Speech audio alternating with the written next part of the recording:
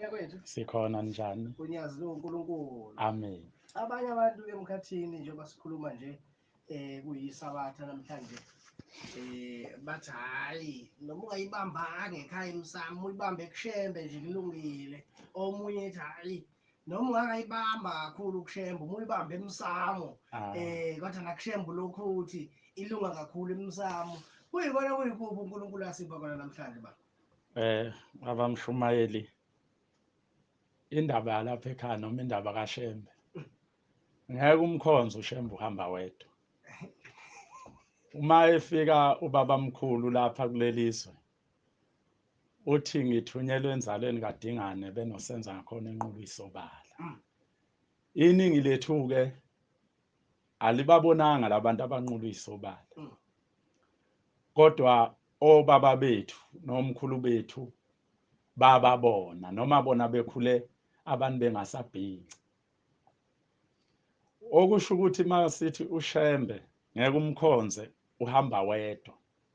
Inkolo yethu thina abantu abamnyama yamiswa uJehova endulo isemsamo. Ingakho noma ufika enkosini yamaNazaretha uzobika noma lento isingathi yitemu kubantu noma sebeyijwayele yokuthi ubaba mawusuka ubika kuye khona isikhathi mawube nenhlanhla lapha angakuphenduli khona. Uthothi uzobheka esandleni sokudla abheke wesobunxele. Kwesinye isikhathi uzahlala engathi uyaqhiyama. Lapha abuya khona mawube nenhlanhla ubuya akuchazele. Futhi kwesinye isikhathi abuya kunika isibusiso. Lesi sibusiso ke sikaShembe macingwane isona esiyinkinga kakhulu empilweni yomuntu ngoba sisuke siphethe izinto ezimbili. Siphethe ukuphila kwesinye isikhathi futhi siyakuphatha ukufa. Kuya ngawe kodwa uthi ngesikhathi uyakuye inhliziyo yakhe ibikutshelani ngaye. Ngoba ize ithi inkosi ngelinye ilanga ngizohlephula nje kwengakubona kuyo uNyazi lwezulu. Sasisebuhleni ngithi kwakunyaka ka2014 ngangiyonikela ngenhlanhla uNkulunkulu kunezinsizwe esinazo lapha eMlazi. Khona umsebenzi akasithuma ukuthi simenzele wona. Sengiyoreporta ke indaba yomshini ethe ngimbhekele wona ukuthi baba ngutholile endaweni ethile. Ngase nginikela ngikhumbula nganikelela indaba yakomalume kaMame eMambatheni la uzalwa khona intombi ugogo. Ngokuthi masinikela thina sinikelela izibongo ezo4. Ngathi manginikela ngazuza inhlanhla mshumayeli ubaba wayengaphakathi wangalona ilanga lokubika insisi njengenjwayelo emva kwenkonzo. Wayemile nje la sekwakhiwa khona isitezi manje lesi senyanga yezulu. Emeduze kwesixhobo sikagesi. Wathumela ubaba uNzimande lo driver ukuthi ucela lande isuitcase endlini laliphinki ngikhumbula kahle. Ngangibika indaba lesisalukazi sahamba emhlabeni sinecala emzini sokuthi sakhe imfini. Umyeni wasoke wayesethi sesiyobuya nenkomo. Kuthe mangabe sihambile sangabuya nalenkomo sabuya ngoba sesilandwa umndeni umyeni waseseshonile kufanele sizohlala angcwatshwe. Basibeka sagqokiswa. Kulokho kugqoka lokho sahamba nasemhlabeni sithathwa ileli icala sokuthi sizile umuntu owahamba yebo. Uthi kuNkulunkulu mangibika indaba yaso mangabe uthi uyokulungisa ekhaya bathini ekhaya ngithi mina bayakuchitha. Bayakuchithwa esethi kulungile. Mawusufike la ufike ekugcineni. Wathi sizokwenza thina boShembe ngokwasezulwini. Kodwa kuyohamba kuhambe kufika isikhathi uma sebedelile ukuhlupheka laba abantu bakulomndeni waseMambatheni bayokubiza. Bobe sebeneleke usisi. Wathi sizokwenza ngokwasezulwini ngoba ngathi mangichaza ngasho ukuthi emveni kokuxoshwa kwaso lesisalukazi sabe sesibuya sibuyele emzini sathatha ibhokisi lomshado salidayisa. uNkulunkulu isona sizathu ke mshumayeli esenza ukuthi athuma uNzimande ukuthi ucela atshela inkosazana imnika ibhokisi eliphinki. Wathi sizokwakha ibhokisi lakhe lomshado. Wathi sizolakha ngokwasezulwini leli suitcase akuselona isuitcase njengokubuka kwakho wathi ibhokisi likaMaZulu leli lomshado ayegane ukhokho wogogo bakho walibeka la uNkulunkulu ibhokisi wayesethi angikhiphe umnikelo o10 rand ngizokhuluma inkulumo ezokhulunywa uyena mina ngizoshemva kwakho wathi sithethe icala lakhe manje wathi umndeni wasemambatheni ulapha kimi njengoba ngikhuluma nawe balapha phambi kwami naye ulapha phambi kwami ukhishiwe ejele zothethe icala lakhe lokuthi angene emndenini waxoxa uNkulunkulu ngakhipha umnikelo majola ngithi kwaku 2500 imbuzi ayise u450 wathi lo mnikelo weimbuzi angayi ngisho ukuyothenga amathikithi konke sizokwenza la ngathi manginikela wasethi imbuzi yokuqala eyokumcelela intethelele ezulwini ukuthi uyaphula isivumelwano sikaNkulunkulu nomndeni ngoba umshado awuveli kumuntu uvela kuNkulunkulu uyisibusiso yena wadelela uNkulunkulu wathi lembuzi yokumcelela intethelelo ukuthi nabo shembe uzosho lokho ngakusho emva kwakho ayisethi ke lena yeqala ke manje kulezi ezine eyokuye emndenini wasemambatheni ekhabo gogwakho lapha egane khona uMaZulu uyomcelela intethelelo khona ngoba nawe uyigazi lakhe okuthinta abantu balapha emambatheni nawe kuyakuthinta ngoba lo muntu kube wayengekho ngabe nananikho sakwenza lokho majola ngempumelelo uNkulunkulu ngubona uthe esuka wayesewuthatha lo mnikelo wawugoqa kahle wabiza inkosazana ufaka embengeni wayesethi ayilithathe leli suitcase iyolifaka endlini kodwa ingabe isahlanganisa nalana manje kuyoze kufika isikhathi sokuthi le ndaba ngiyoyilungisa khona ekhaya wanginika isibusiso ngahamba ngabuyela eMlazi kwathi ebusuku ngalolu langa masithi ushembe lo uNyazi lwezulu uNkulunkulu hayi ngoba simnika udumo yafisa ukwedlula kulo ndawo ngoba abantu abazi ukuthi ushembe ubani baye bazi ukuthi abantu masithi shembe uNkulunkulu mhlambe simnika udumo bazi ukuthi uNkulunkulu ngoba esukumisa ishosha uNkulunkulu ngoba evula abantu amehlo impumputhe cha uNkulunkulu mdala kakhulu emhlabeni ngizawucela nje ukudlula khona indaba kababamkhulu engakafiki la eNatal esesentabazwe eminyakeni ngithi ubabamkhulu ngokuzala kwenyama wayela ko28 kufika ingilosi kuyena esentabazwe kade eqhamuka eGoli wafika emzini wakhe wathatha ihashi wayesephuma nje emadlelweni lapha entabazwe ethulula imsipha uma esehashini kwabonakala ihashi selima waxakeka ukuthi leli hashi ahamba ngalo limiswa yini kwase kukhuluma izwi lathi lelizwi limiswa yimi shembe uthi wayeselalela malithi lelizwi limiswa yimi shembe lithi ngoba ngakhuluma nawe ngathi ungaganwa kodwa wangehlula lathi namhlanje lendlu yakhile sekuyindlu kaJehova uthi ke ngiyoba isibangulo kuyo futhi ngiyoba yiva kuyo uthi ubabamkhulu kwamethusa kakhulu lokho ukuthi kusho ukuthini yayiseyithi ke le ndoda engilose yavimba ubabamkhulu uthi yayisithi mina nawe ubutha beyophela mzukwane sadibana phekwa le ndawo engikubizele yona ngoba ngifuna mina nawe sibe into eyodwa ithi le ndoda ngiyophila kuwe wena uphile kimi umhlaba wonke uyongazi mina ngawe ngoba mina ngiyobe ngikuwe ngaphakathi oyokusho konke kuyokwenzeka kodwa ubutha bami nawe beyophela mzukwane wafika esweni lasempumalanga la ngithi siyohlangana khona phekwentaba uthi ke uJehova njengoba lendlu yakhile sekungeyakho ikhethile ithi lengilosi ngizokupha isibusiso sabantwana kulendlu yakho yakhile unkosikazi wakho owesibili nowesithathu uNkulunkulu bakhethile ukuthi bemzalele amaNazaretha yozala abantwana ababili kuyoba amaNazaretha lo wokuqala ozalwa umkhubela kaSigasa uyozala inkosi yesithathu uthi lona wesibili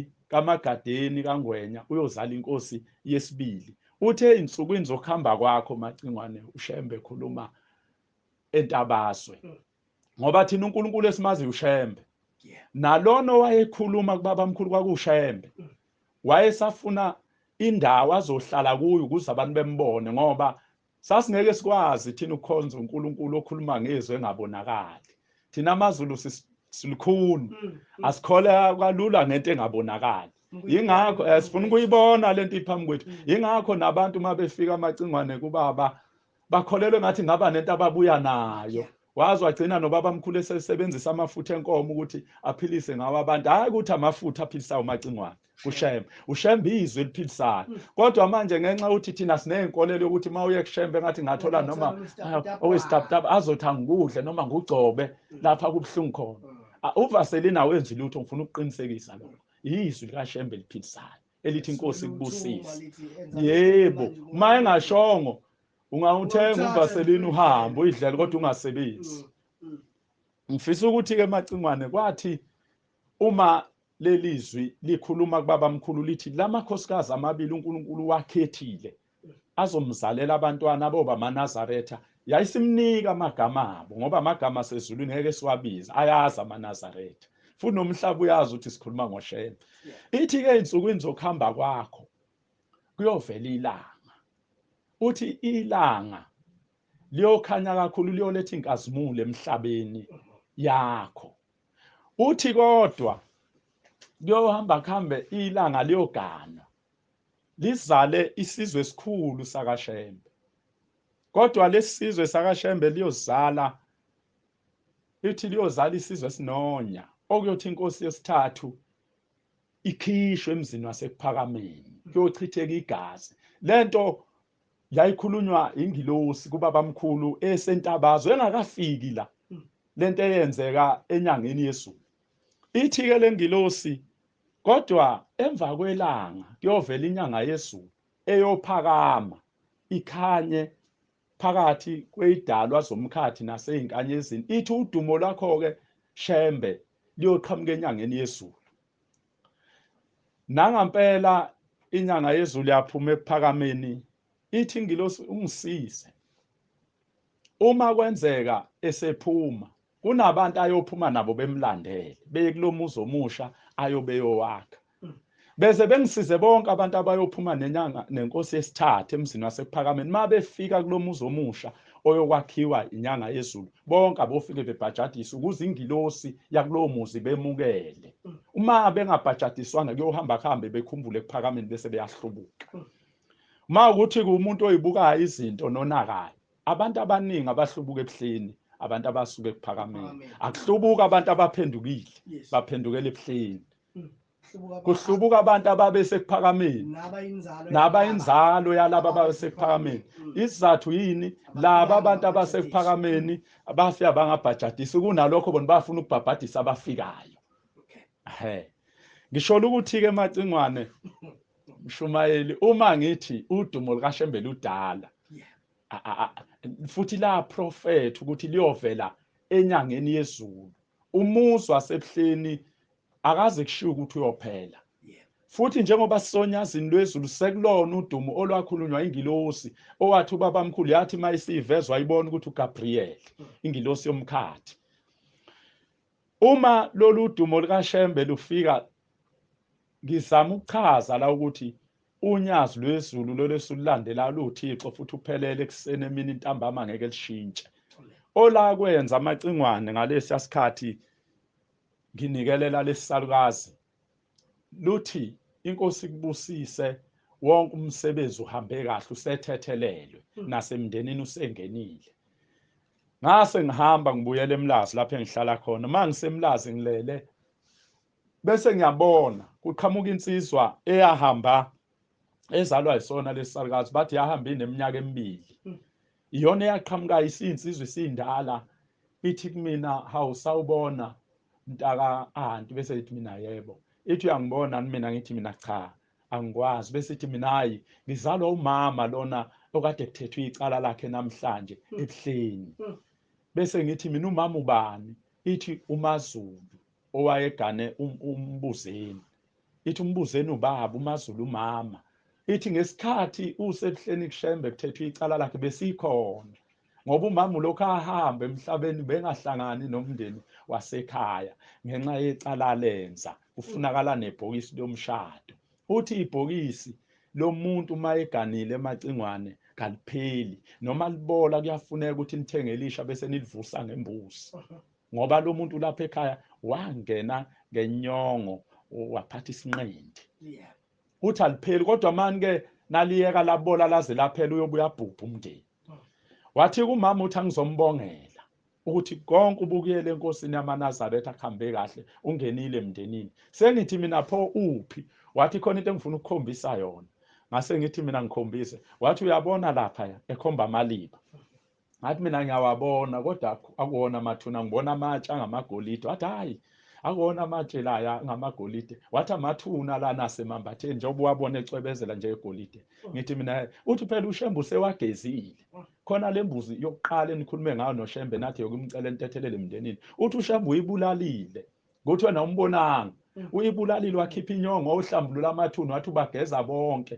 iphunga lothi bangcoliswa unkosikazi uthi uzombona kuzoqhamuka ihashe emathuneni eligolide lizobe licakadula lize limisa umsila uthi kuzobe kumama lo kuzobe ngalona ihashe uzobe giyela ukuthi namhlanje nathethiwe icala lakho ungenile emndenini ngempela lensizwe yathi mayikusho lokho ngakubona amacingwana lagi aleli hashi lathi mase lifika phambi kwami lase liphenduka seliba yisona lesisalukazi sathi mntanami ngiyabonga eminyakeni engamashumi 4 ngahamba emhlabeni ngingangenile emndenini kodwa namhlanje nangingenile ushembe ulithethile icala lami manje na njengoba ngithi akulula umkhonze uhamba wedwa ushembe ngikususela lapho ukuthi uma uNkulunkulu ekhuluma ebuhleni wathi yena asimiyeke ngeindaba yena wazothetha amacala asezulwini abantu abangasekho hayi indaba zasemhlabeni yingakho ubona noma bemchapha ngenhlamba bebhalana abayithandayo ngayo emaphepheni engaphawuli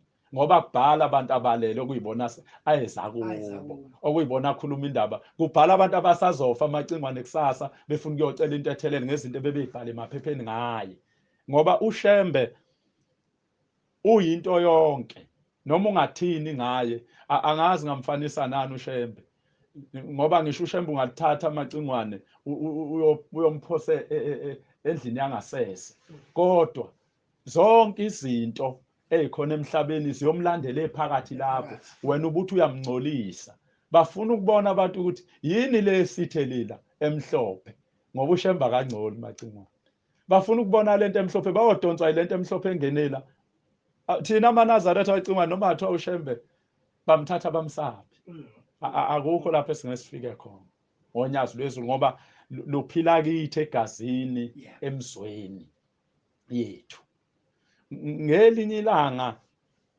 lento yomsamo macingwane iyafuna ukuthi sengathi thina amaNazaretha singayinaka ithi inkosi yamaNazaretha uthi ngolamakhosazana lufikela enelisiwe sekufika indoda yakamlaba le ndoda yamlaba isebenza kaloliwa lapha eRichards Bay uloliwa usuyakhela indlu ngaphakathi esikhawini uma le ndoda ihleli kwafika oyisemkhulu baye yangapha endaweni yasenhlungwane kwelangakithi kwafika oyisemkhulu baye enganeni bathi wosibuzela kuyihlo ukuthi njengoba ehleli lapha endlini kaloliwe umuzi engawakhile ekhaya ucabanga ukuthi mayefa uyofeka kaloliwe yini kwayithusa le ndoda lokho yayisithi mayisithola umhlala phansi yayisifuna indawo lapha ePortlandfort yakha nomndeni wayo bahlala khona kwakuhle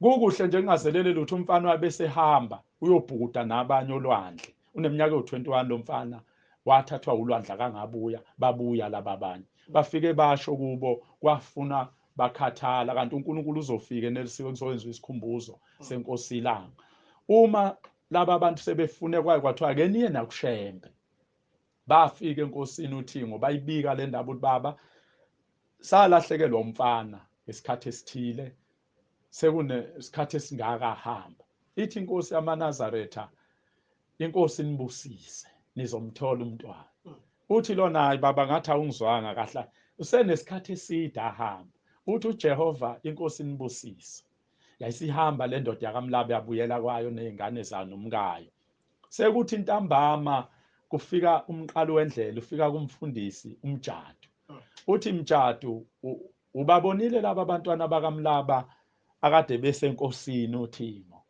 Ngifuna ukuthi njalo ushembe munye emacingwane sikulolo dumo okwakhulunywa ngalento abazo ukuthi selizwakala othingweni ukuthi ukulalela kaShembe lapha emhlabeni oShembe abasezulwini beza yena. Uthi umfundisi ngibabonile seyithi ke inkosi ngizohamba nawe ke mfundisi ngifuna ukukukhombisa lo mntwana wakamlaba ukuthi uphi njengoba bona bethu uthathwe ulwandle alinawo amandla okuthatha umuntu kodwa ngifuna ukukukhombisa lapha khona uthi bahamba nobaba mkhulu khona ebusuku babheka olwandle sibukweni lokubhukudwa kulo wayesethi ubaba mkhulu sizongena lapha mjado uthi umjado baba selokungazalwa ubaba nomama akaze ngene emanzini angaka futhi ngiyawesaba uthi ushembe mjado uyamethemba uNkulunkulu wakho uthi umjado ngiyamethemba uthi ungamngabazi umethemba asingene uzohamba enyathulweni zami ngeke singene phansi sohamba phezulu olwandle abantu bazi ukuthi uJesu kuphela wahamba phezulu olwandle ngoba nakho kubhalwe eBhayibhelini mase sikhuluma lokho abakholwa bazothi kubhalwe iphi eBhayibhelini thina sikhulumi ngeBhayibheli ngoba iBhayibheli likhuluma ngoNkulunkulu ongasekho liwumlando kaNkulunkulu oke wakhona ushembe isizathu esenza ukuthi engabhalwe eBhayibhelini ngoba ukhona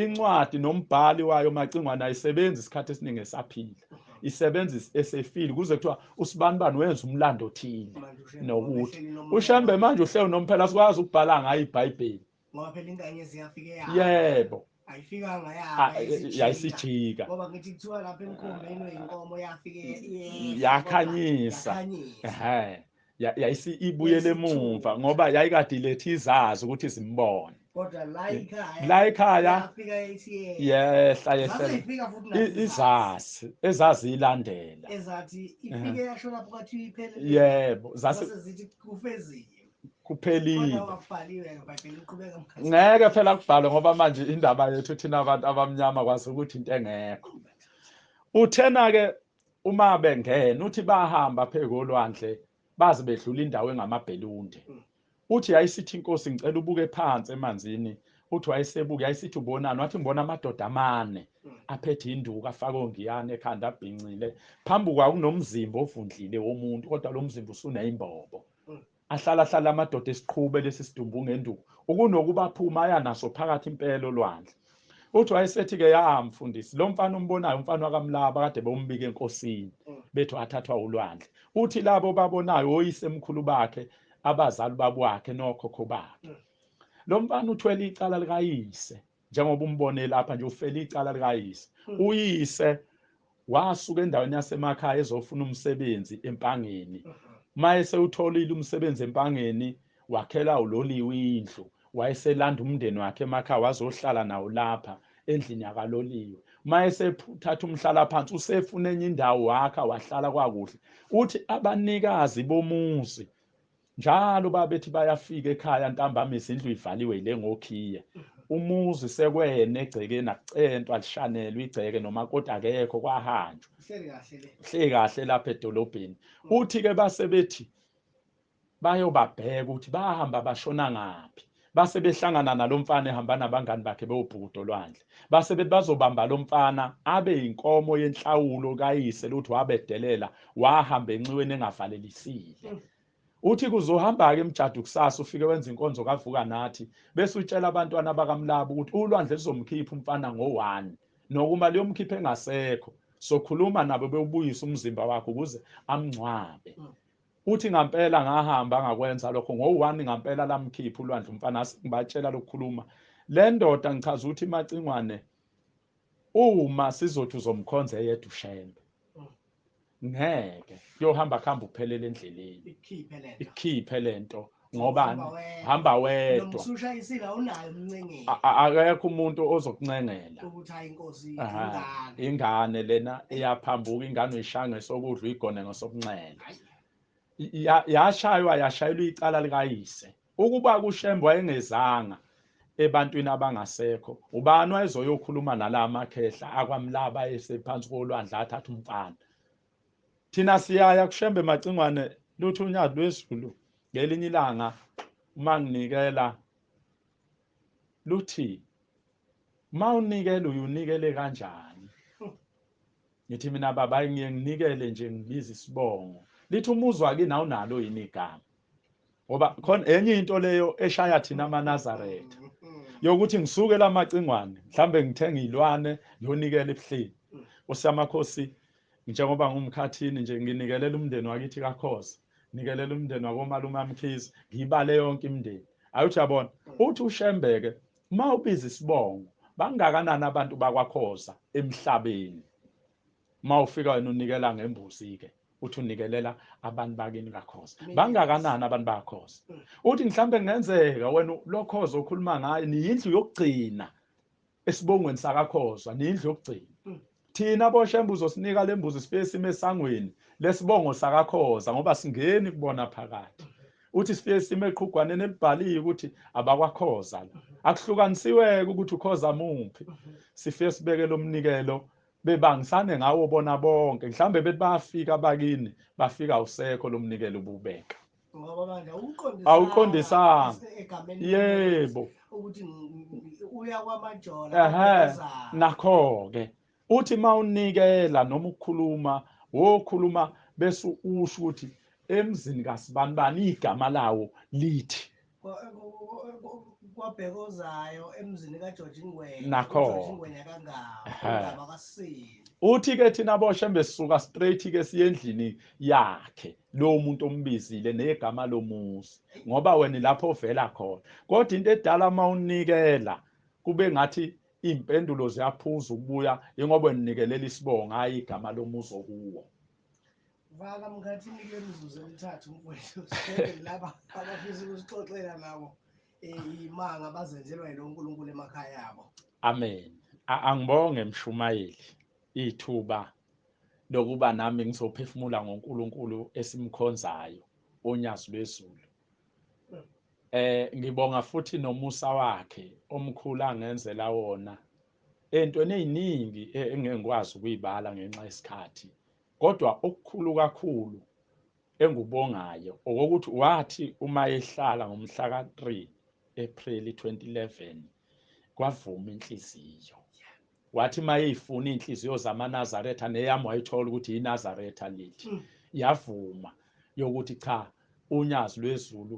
luthixo amen ngifisa engathi uNkulunkulu ubengakhumbula lezi insizwa angihlanganisa nazo engabafowethu bakamoya lapha eThekwini nezinye ke seyixhantele seziningi empangeni eMtuba empangeni oSimelane ompande obhejana kuyoshona phezulu eMtuba emlazi lapha omjilo umjilo jika umfana agwegweni nomacingwane uJolo unqulunge 17 nocele ziningi nje namawele oxabhasha ngiyibona lezizale yebo mfowethu yangena phansi kwesitemela yaphuma zonke lezo insizwa uNkulunkulu mfowethu ngiyafisa ukuthi nazo ezifisweni zazo ayikhumbule nensizwa ewumalume wami umkhizi uSkhindi boy noma msenzi inyani uNazaretha kodwa hayi ekuyithi ngoshembe uzokuya kulunga kuzolunga ngoba ikuyena ubona uthatha isinqumo ukuthi hayi ngena manje ngiyafisa nje ukuthi uNkulunkulu ayikhumbule lezi insizwa njengoba nakusasa nje kunomsebenzi kamama wethu wasezulwini owasilethela umsindisi siyobungaza usuku lakhe olukhulu lokuzalwa emhlabeni uNkulunkulu wasipha isibusiso ukuthi siwenze noma kubungomhla ka1 kodwa ngenxa yezinto ke kahulumeni sasesicele ezulwini umhla ka7 lapha kwaDiko 13 asestadium siyafisa nje abantu bephelele bephatha amafenkefenke amafela mlonyeni eyifanele uMaria wethu eAfrika kusasa nje ngabo 11 ngifisa ukubonga kakhulu macingwane ngiyalelo thuba ngithi uNkulunkulu omkhulu wonyazi lwezulu umsebenzi eniwenzayo okuhambisa izwi likaNkulunkulu lifinyelele emagumbini amanomhlaba engathi uNkulunkulu ebengawukhulisa amen nana nikhulise amen futhi ukuphatha kweni lomsebenzi nophathe nazi ukuthi aniphethe into yomuntu futhi nophathe ngokwesaba nangokuhlonipha ngoba abaningi ebeke bawuphatha noma bengawuphethe emsakazweni bewuphethe emakhaya bagcina ushembe sebembona njengomfowabo, yingakho bengekho phakathi kwethu namhlanje. Inkosi ayibusise izwi layo. Amen. Zithi